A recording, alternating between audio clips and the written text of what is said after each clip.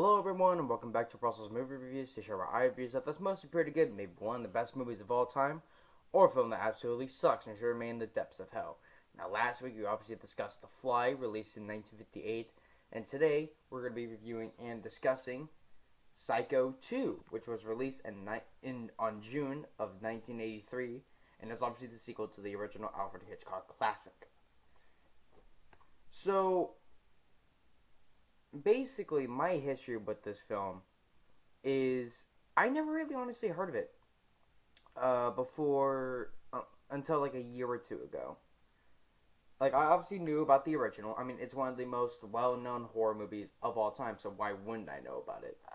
But no one had brought up the sequels at all until a few years, like a year or two ago, when a lot of people all of a sudden started talking about Psycho 2 and how it was a surprisingly good sequel to the original film. So I was like, hey, this could be interesting. And I forgot about it and then like a year ago someone made like an hour long video about it. And then that brought back my interest for it. And then I saw the Blu-ray going on Amazon for like 12, $15. So I was like, you know what, just snag that real quick and, I'll watch it. So I bought it, it came in, and I'd never watched it until I had to watch it obviously for this review. And I knew that it was probably not going to be as good as I knew, if it was good, great. If it was bad, great. But I just knew that probably wouldn't be as good as the original. This film actually kind of surprised me in a way, and I'll get to that as we go on through the review. But yeah, this film kind of shocked me, I'll be honest. So let's go over the details, shall we? So this was made with a budget of around $5 million. Domestically, it made over $34 million. And worldwide, it has not been confirmed yet, as far as I know. But it was deemed to be a massive success. Which is obviously why they turned out a third film 3 years later. And then a fourth film 4 years after that one. And then obviously a shitty remake 8 years after that one, which we're not going to talk about right now. But oh yeah, and this was directed by a guy named Richard Franklin, who before this I never really heard of, and then I started doing research, and the only film that I could really kind of recognize from his filmography was a movie called Road Games, which was released I think in '81, I want to say, starring Jamie Lee Curtis, which is kind of a funny kind of point later on in the story. But let's kind of go over the history of this film because it's a bit let's just say it's kind of a bit complicated. So, obviously, the first one came out in 1960. It was a massive success, and I obviously discussed about it last year on last year's Halloween special, and I thought it was a really good movie. Obviously, one of the kind of like one of the films that started the slasher genre and had a very interesting story throughout. So I did like it. Then some years later, I forgot exactly when. I think in the mid to late '70s, there was the author who wrote because yes, Psycho was based on a book. So the author of the original decided to make a sequel in, like I said, the mid to late '70s. I forgot exactly which year it was. And if I told you that it was completely different from the film that we got some years later, I'm not kidding. Basically, the plot of the book Psycho 2 was basically, it starts out the same where Norman Bates is gets out of the mental institution, but I think in the book he actually breaks out instead of completes his trial there. But yeah, he gets out of the mental institution and figures out that and he goes to Hollywood because he figures out that a major studio is making a movie off of the original Psycho murders. So he goes to Hollywood and starts killing people off that are making the movie. And from what I was able to read and figure out, basically it was like a satire on movie studios butchering his work. And obviously, to no one's surprise, when Universal got the book and read it, they were pretty livid with the fact that it was basically a satire on making movies and basically just a slash at, Paramount and Universal basically saying, yeah, remember what you did to my book? Yeah, this is, in your face, pretty much. So, and so they're like, well, screw this. They're gonna make we're gonna make our own version of Psycho 2, where it does follow the original Psycho, but not in that way, and is more of a linear kind of more truer, I guess, continuation of the story. And I'll be honest, I don't know how that would. I don't know how the book would translate well into a movie, but needless to say, I don't think it would have ended well. But I, I guess it's the lesser of two evils, really, that we got. Well, we did get in the film itself. But speaking of which, let's go over that plot for the film version of Psycho 2. So 2 decades after the original murders at the Bates Motel, Norman Bates, played by the returning Anthony Perkins, completes his treatment at a mental institution and returns to find his hotel run down under the management of Warren Toomey, played by Dennis Franz. Despite a new friendship with waitress Mary, played by a very young Meg Tilly, and a job at bussing tables at a diner, Norman begins to hear voices once again. No matter how hard he tries, Norman cannot keep Mother from returning and coaxing him to unleash the homicidal maniac within. So, yeah, it's a way more, movie-friendly, I guess, plot for a continuation to one of the best-known horror films ever made. So, yeah, I personally haven't read the book yet myself, but just comparing the plot synopsis right there to what we had in the book, I would really prefer. I just simply prefer watching the movie over reading the book. So, yeah, but it is kind of funny to have like this sort of situation where you have two different media formats with the same name, but they're basically two completely different things entirely.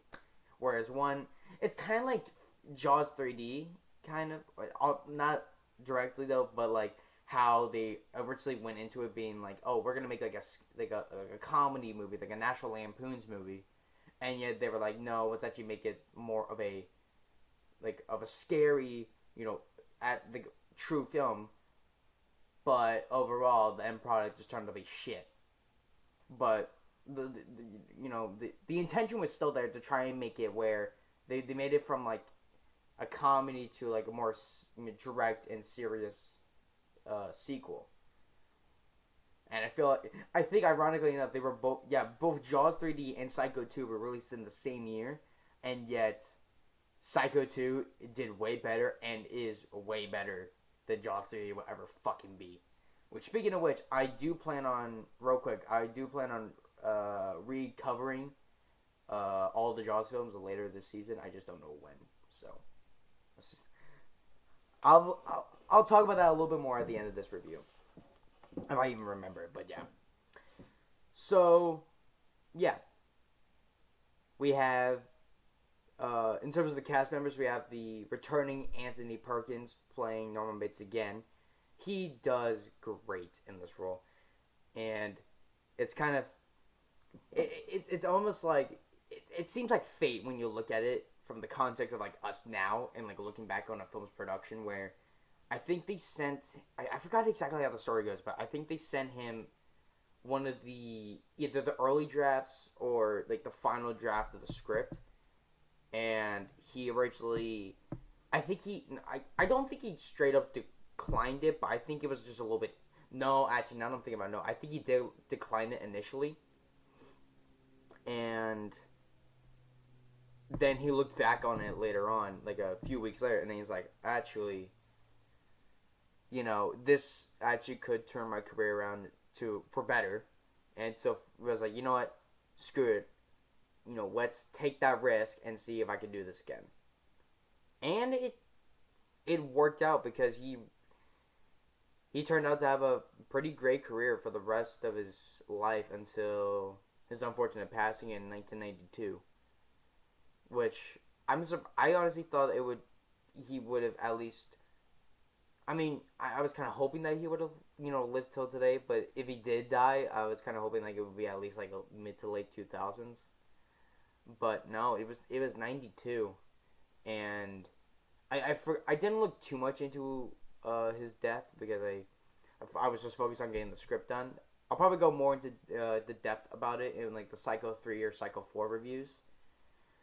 Um, but yeah, it's just such a shame that we don't have him with us anymore because in interviews and even as Norman Bates, he puts on such a charismatic performance that it it kind of just it feels like for me that we should have like someone like him in our in our society today because it really I feel like that we do kind of need that sort of person and like I said it's just a shame that we don't have him anymore. Um, but to get back on his performance in Psycho 2, I'll have to be honest, and I might get some controversy for this from any Psycho fans out there. This is, in my opinion, his best performance as Norman Bates. Now, I'm not dissing anything against the original and his performance in there, but rewatching this film now, after seeing Psycho 2, it really does seem like that in this film he's just trying to hide something. Like, he is still putting on that charismatic performance, but you can tell when he's talking that he is hiding something, and he doesn't want to reveal it, but gets very close to doing so at certain points. Whereas him in Psycho 2, it really does seem like he is trying to live a normal life, and all like the stuttering that he does in the film, it's just him like not trying to bring up those previous memories because it's just like it's haunting for him, and it's a real shame when you see him starting to go back into insanity because you want him to be normal, you want him to have a normal life, and it's just everyone else around him that's just pressuring him, basically saying, "Oh, it's that fucking loony who killed a whole bunch of people like 2 decades ago," and they won't like I said, while there's people like Mary and like the doctor, for example, that was taking care of him in the institution, they are trying to help him, but the majority of the people who see him, it's go, oh, there's that loony who killed killed like a whole bunch of people, in the, like 2 decades ago, and it's only a matter of time before he ultimately starts going back down that path again, because I mean, because he doesn't really have anything else to fall back on. So when he does finally crack and start to go back into insanity, you feel bad for him because it's just so sad. You just want him to live a normal life, and yet it's the rest of society that just goes, no, basically, we don't like you. We want you out of our town, and they just start kind of pushing him more and more until ultimately, yeah, he does crack and he does go back into insanity by the end, and it is sad. I don't classify this majorly as a horror movie, which I know is kind of weird considering the fact that I'm discussing this during Halloween, and I did kind of say earlier it is a horror movie. It is, but it isn't majorly a horror movie. It has elements of horror in it, obviously, but it is overall a psychological drama with an underlying tone of horror. And if you don't like, and like, it's basically like, and the main purpose of why I'm saying that is because of Anthony Perkins' performance. He plays it off so well as a man who wants to live a normal life, but no one will let him forget about what happened 2 decades ago. And it's no surprise that he starts going back into insanity again, and it's just really sad. So, like I said, no, Norman Bates is at like best Norman Bates performance in the entire series in this film, and I personally haven't seen Psycho 3 or 4, but especially in the scenes I've seen from Psycho 3 on the internet, it really does show that it kind of, it does seem like that he's trying to put on, like, it's him being insane, but it's him trying to pull off that same performance that he did 30 plus years ago. Or no, it would actually be more like 20 plus years ago. But you get what I mean. It just seems like he's trying to put on that same performance, but at an older age. Whereas this film, it does seem like he's trying to be a normal man, and yet it's society that just goes, no, like we don't want you here, and he basically just gets pushed down into, ultimate insanity, and it's basically a tragedy, really, when you think about it. We have Meg Tilly as Mary Loomis. She does good with the performance that she has. There was a bit of conflict on set between Meg and Anthony on set. Basically, I think it stemmed from Anthony Perkins overhearing Meg Tilly kind of complaining about all the public attention that he was getting from returning as being normal, like returning as playing Norma Bates, because she, unknowing to Anthony Perkins at the time, Meg Tilly was like a girl that lived in the country, so she didn't really have access to a TV, like no means of watching any like sort of entertainment, and never even watched the original Psycho before taking the part of Mary in this film. So, obviously not knowing that, Anthony got real pissed about it and was like, I think even petitioned Richard Franklin to like get rid of her, even though the majority of her scenes, I think, were already filmed. So to compromise it, they basically said, I forgot exactly what it was, but basically I think they just compromised it by saying, you two, besides acting in your scenes, you don't have to like interact with each other, and that basically managed to qualm things for the rest of the shooting. And it just sucks that Meg Tilly said in interviews later, like a few years later, that her worst film experience, her worst film experiences, or her worst film experience was in Psycho 2, because it was just kind of it was just kind of like the attitude that she kept on getting from Anthony Perkins, that she was like, well, screw this. But with the animosity aside, she does very good with the performance, or with the material she's given, and she does sell off well. That she starts off as a girl that's like, do I really want to trust this guy? But then over the course of the movie, she's like, starts to understand and feel why Norman is acting like he does, and with the revelation that comes up later with obviously the revealment of her being the daughter of Lila Crane, played by a returning Vera Miles, and obviously it culminates that them two were working together to drive Norman back into insanity, because obviously they don't want him to be out. Where it's like, well, Granley, if you didn't bother with him in the first fucking place, you all would have been fine. But it's Lila being like, well, I want him to be incarcerated, so I want to go insane again. And that obviously leads to her getting dispatched. Needless to say. But the one thing, I guess, my real criticism is, even though Vera Miles does a great job with the material that she's given, I don't really understand why they have to make her into the villain, really.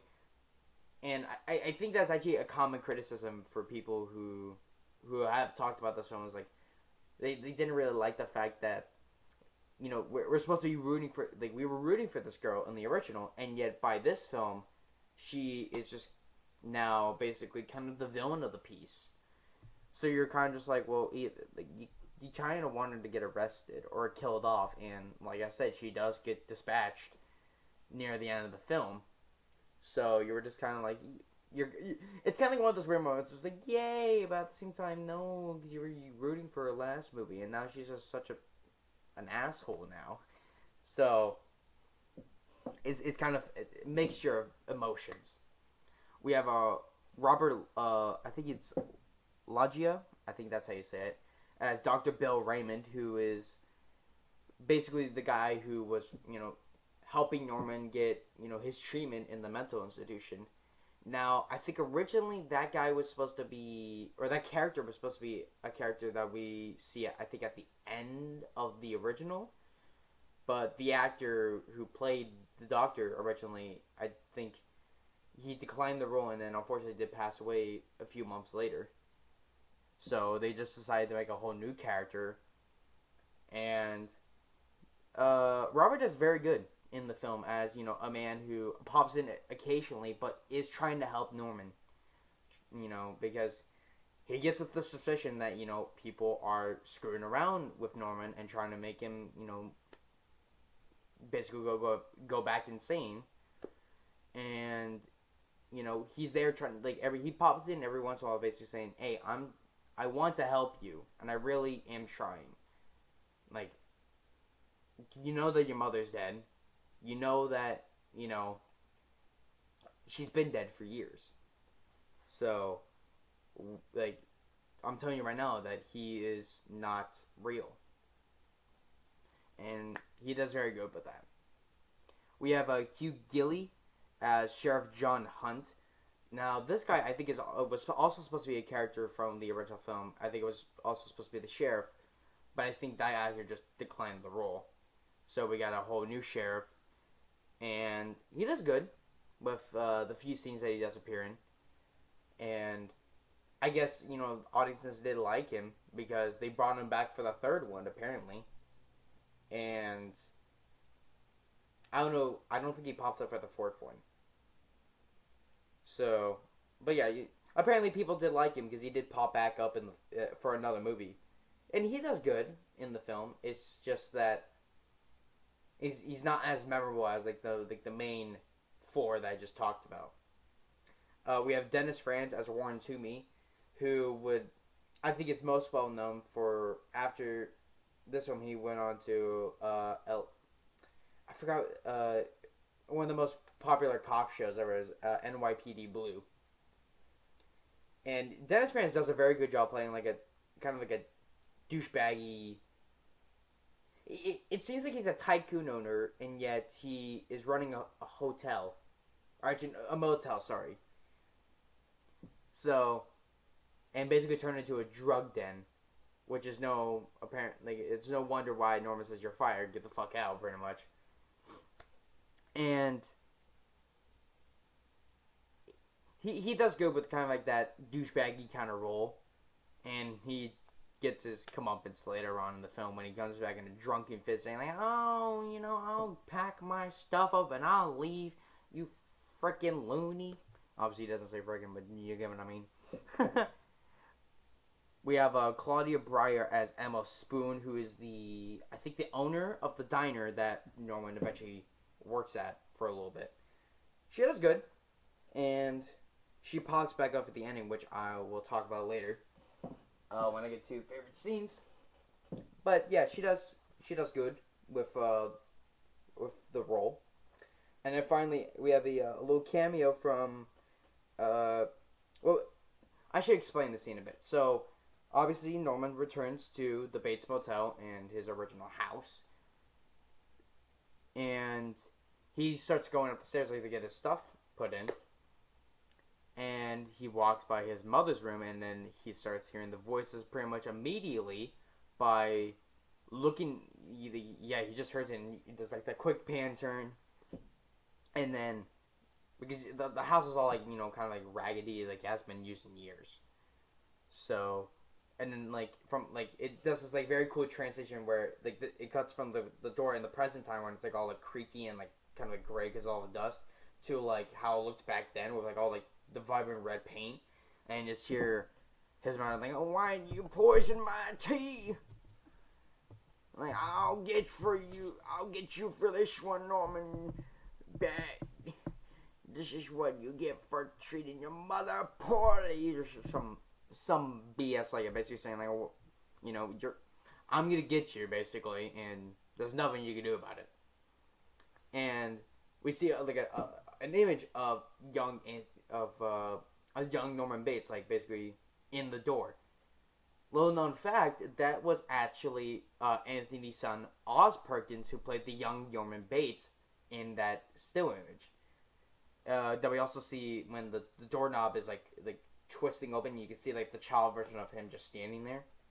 Yeah, so that was his son. So that was Anthony's son. So I thought that was actually a cool little tidbit right there. So now we're gonna go into favorite scenes, and I could easily just say all the death scenes, which is like, I feel like that's an easy cheat, but considering the fact that I did remember most of this film, I was like, well, actually, I'm not gonna say the deaths because that would just be too easy to do. Although, yeah, the deaths in this film are really, really kind of creative, and they're few and far between, but that works because it's like the shock of it, like, oh my god, they killed that person. Where it's like, you have that occasional one random where it's just like, well, of course you're just fucking bait, like the couple that goes into the basement, or like no, not even like the cellar, to just basically get high, drink, and have sex. They see the mother walking around the basement, so I think the girl gets out, but in the process trips a log, so the mother's like, oh shit, there's people, I gotta kill them. So the boyfriend's trying to get up.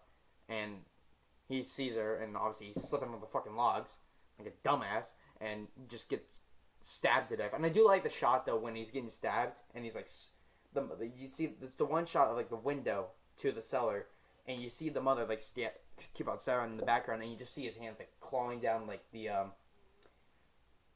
window because it has like all the dust on it, so it's making that like cool little dust print of his fingers.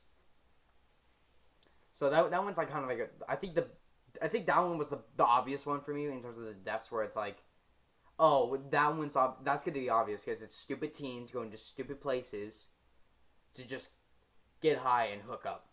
So it's like, no shit, one of these are going to die at least. But the rest of them were all like, well, I guess the other kind of expected one was Toomey's death, because it was like really kind of, it was played up kind of. When you see like the shot through the window as he's packing, and then you hear like him packing, and you just hear like, and then he looks, he hears it, and he stops, and he looks over, and then it's like quick pan to the feet, and you just see the knife get raised up, and he's like, oh, what the, and then gets stabbed to death. I think that one and then the teens were the only real expected deaths that I kind of saw coming, especially with the teens. But everyone else, it was like, holy shit. I think, yeah, especially when the mother, when Lila gets killed, that was, I think that's the most gruesome death, besides one other that I'll talk about, where it gets revealed that she has like a mother costume in the basement on a tile.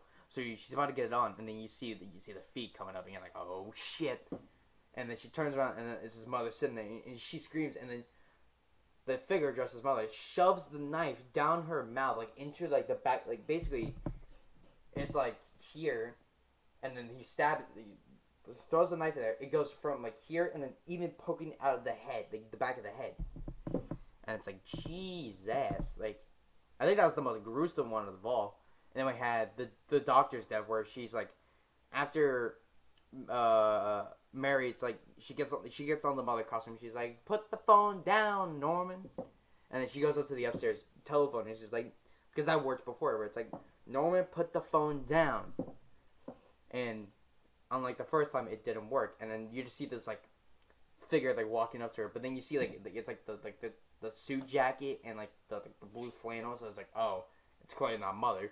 But he like grabs her, and she just quick pan turns around, stabs him in the heart, and he goes like, ugh. And then he trips up the banister, falls down, lands on the guardrail that goes to the cellar, and the knife just goes like stabs him more into the heart, and then he just falls over. And I'm like, damn, dude, like you really gotta kill the doctor like that, man? He didn't do anything wrong. And then finally, the final scene where basically it's the final death, where it's after Mary pretty much has killed him, And Norman comes out. He's like, oh, like you can tell by this point he's lost it. Like he's going back into insane. He's like, oh my god, and he's like, because you're my loving mother, and it's like, ouch, out, and then like he grabs the knife, and that's like the cringy ass shot when he grabs the knife and she like yanks it back, and it's just like shing, and it's like and, like every single time that moment happens, I fucking cringe because it's like my fucking hands, it hurts, and then we have the they wind up in the basement, and she's backing up away from him, don't make me do it, Norman. I don't want to hurt you. And he's like, mother, stop it. And he starts tripping over the coal, and then we see the corpse of Lila, and Mary is like, you son of a bitch, you killed him. And then the cops roll in and they blast her, and it's like, god damn. Like, out of all of them, she was the most innocent one. Even though, yeah, she was working with her mother to try and make Norman insane again, she did, like, resent herself and was like, yeah, like, I admit I was doing wrong things, but I'm gonna try and make it up by helping you. And then ultimately, she kind of gets what she's got coming her by getting blasted by the cops. And it's just sad. But if I have to go, besides the death scenes, my favorite scene will have to be... Oof, that is a difficult one, but I think the one scene where it's the scene in the diner, when after he's kind of getting used to the things around, Norman's like cutting out the lettuce, and he looks up and he sees fucking Toomey walk into it. And like he keeps on cutting it, and then it's the editing and the suspense of it, because you look up to like the ticket rack, and then you see this note from Mother, because it was established before that there was a note in the house somewhere. I forgot exactly where it was. I think it might have been the kitchen. But yeah, so Norman already got a note from Mother, and now she wrote basically another note on the back of one of the tickets, because at this point, I think he either invited her to stay or she stayed a night at the Bates house. So she was like, oh, don't let that. I can't really. I'm afraid of saying it, but it's the SLUT word. She's like, don't let that thing back into my house again, Norman. And it's the suspense of it, of him going. He grabs one ticket, and then you see it getting closer and closer as we're cutting back to me trying to talk to Mary, basically saying, like she's like, oh, what do you want? And then and then he's like, whatever, what I'm looking at. And she's like, we serve food only, not, we don't, basically she's sending him like the piss off. And then she's trying to serve food, and then he stops her like, so he's like, how's it like? And he's like, how's what like? And he goes like, screwing a psycho. And he's like, can you move your foot out of the way so I can do my job? And he's like, yeah. And then it's like one away, and then they start having this like back and forth, but like, you know what it's like? It's just fine because he's not a loony. And then as soon as she says that, he grabs the ticket and he's like, oh shit, and he throws on the fryer. And the cooker's like, my arm, and he just bangs on the door. He's like, cut it out, Toomey. Great. I think that's on the best scene of suspense in the entire movie. God damn, this lighting sucks. Like, god damn, dude. Like, this fucking glare is so stupid. But yeah. To go over the fun facts, this part actually kind of, it's a bit sad, but I mean, really, it's just a building, so it's like, what's the point of getting sad about it?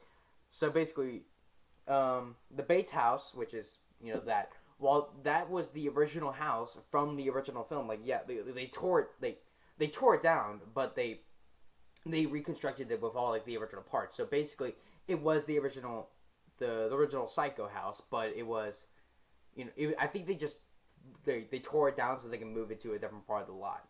So it is, for for better or for worse, the original Psycho House. So while that one was used again for this film, the Bates Motel itself was basically destroyed after the original film, and it was had to be reconstructed on the new set for purposes of filming this film, which is kind of a shame. But granted, I'm glad that the original Psycho House didn't get destroyed at the original, because I guess they must have realized that it's like, yeah, we can't destroy this house.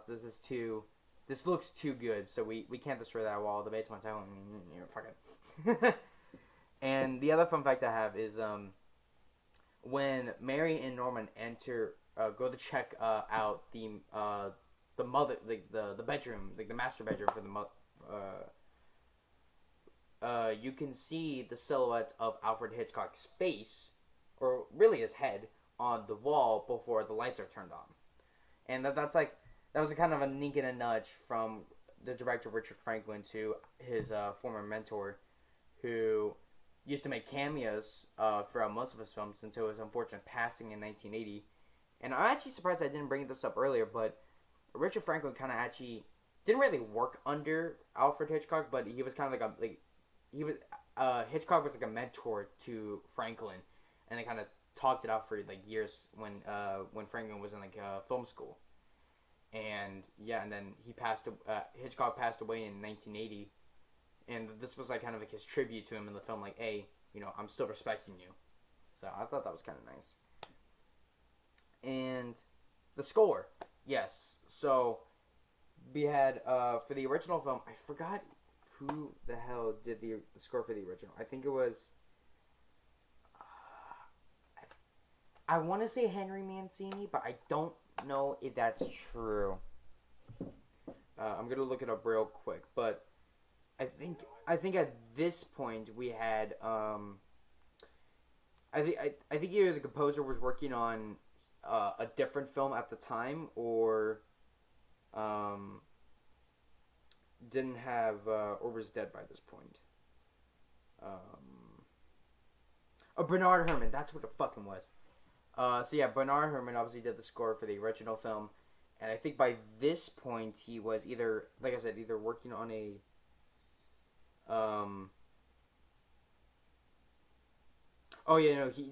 he died in 1975, so obviously he couldn't do the score for this film. So I think they asked John Williams to do the score, but I think he was working on other projects at the time. So they went to the next best man for it, and I think it was actually I think he either worked with Williams or no, was the mentor for Williams, Jerry Goldsmith, and he did the score for both, I think, this film and, he did the score for this film and for 3.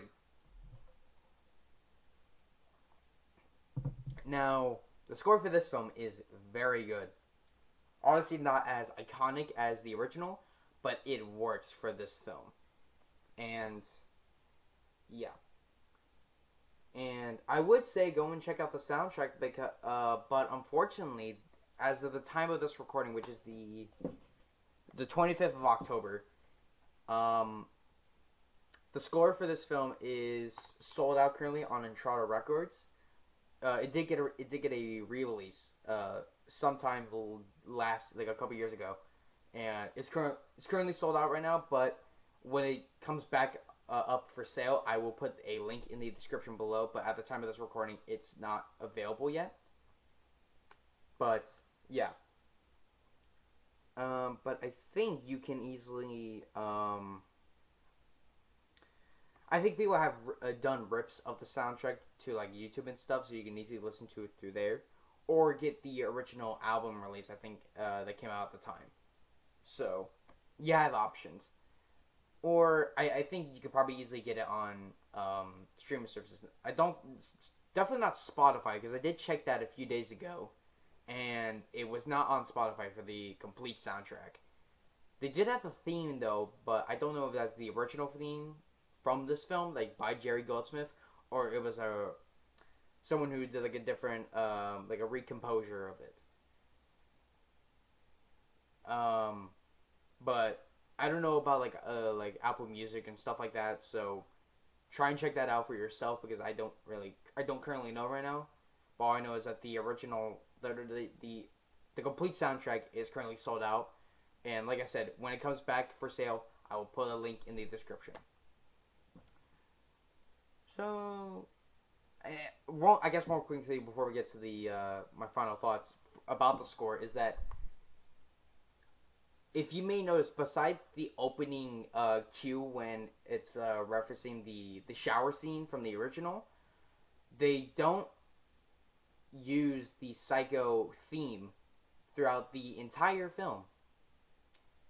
Instead, they use a slightly I forgot. I don't really know how to describe it, but they don't use the Psycho cue exactly, which I feel like might have bumped the score up a bit more for me if it did have, like at least one or two cues of the original theme. But besides that, it is fantastic, and I do recommend you guys, if you once the complete score does come back for sale, do pick it up because it is fantastic. So that's pretty much about it. So yeah, final. Let's real quick talk about this packaging. So obviously, it had like bare bones DVD releases like the '90s and 2000s and stuff like that, but it didn't get a proper, kind of special edition release until this Scream Factor release from, what was it? It's not being have a day on it, does it? I think 2013. I want to say 2012 or 2013. This Blu-ray came out, and obviously before we never really had any special features, but for this release we have an audio commentary with screenwriter Tom Holland. We had some vintage video and audio interviews with Anthony Perkins, Vera Miles, and director Richard Franklin, a theatrical trailer, and a TV spot. And unfortunately, this disc is region A, but Universal did put out a release in 2018, I think, which is region free, but I don't think it has any of the special features that this release has. And obviously it has the classic poster art, which, has the classic tagline, it's 22 years later, Norman Bates is coming home. It doesn't have any reversible art, but it does have this pretty cool inside art that is pretty nice. The reason why I don't have the Blu-ray disc in there is because I have it currently in my Blu-ray player, so I can get the trailer for my social media stuff. Which it did work out in the end, because then I could show you this. So, basically just a whole bunch of stills from the film itself. And, yeah. So, if I recommend you to pick up a copy at all, I would suggest getting this Blu-ray. Because, like I said, I don't know if the 2018 Universal release has any of the special features that this release has. But I just say for simplicity's sake, go for this release. It's still fairly cheap on like Amazon, and you can, and on ShopFactory.com, it's like at least 20, probably less than $20, I would say. So do pick it up while you can, because this title can easily go out of print at some point and shoot up in prices, and that would really suck. Because then the only real version that we can get after, if that happens, without paying stupid prices for this, is the bare bones Universal release that came out. So pick up this version while you can, because it's probably the most amount of special features that it's certainly the most amount of special features that we had so far for this film.